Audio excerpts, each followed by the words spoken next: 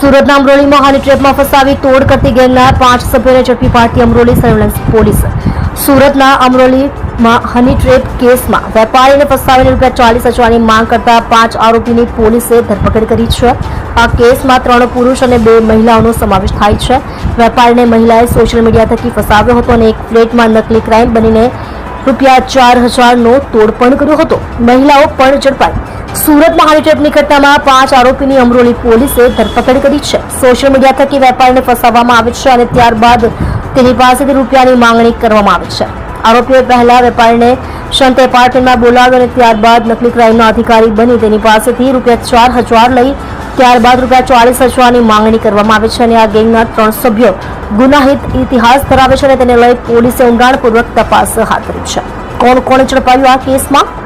આ હની ટ્રેપની વાત કરવામાં આવે તો રાજુ ગુજારિયા, રાજુ કાથરોટિયા, વિજય માળી, તેજલ ઉર્ફે જાનવી, ઋત્વિકા ઉર્ફે ઋતુની પોલીસે ધરપકડ કરી છે.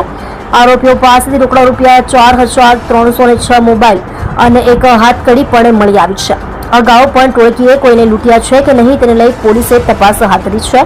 3 આરોપીઓ ચોરીના કેસમાં પણ ઝડપાઈ ચૂક્યા છે.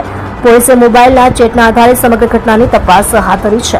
30 માર્ચ 2024ના રોજ પણ હની ટ્રેપની ઘટના શહેરમાં હની ટ્રેપનો વધુ એક બનાવ સામે આવ્યો હતો. પાલના જૈન વેપારીને ઘરમાં જૈન મંદિર બનાવવાનું કહીને ઘરે બોલાવ્યો. મહિલાએ ત્યારે કપડાં ઉતાર્યા. તે જ સમયે બહારથી 3 લોકોએ આવીને પછી ફસાવી ₹17 લાખ તોડ કર્યો હતો. તોડ પાડવાની આ પેરવી આગળ વધારતા વેપારીએ પોલીસમાં ફરિયાદ કરતા આખો મામલો સામે આવ્યો હતો.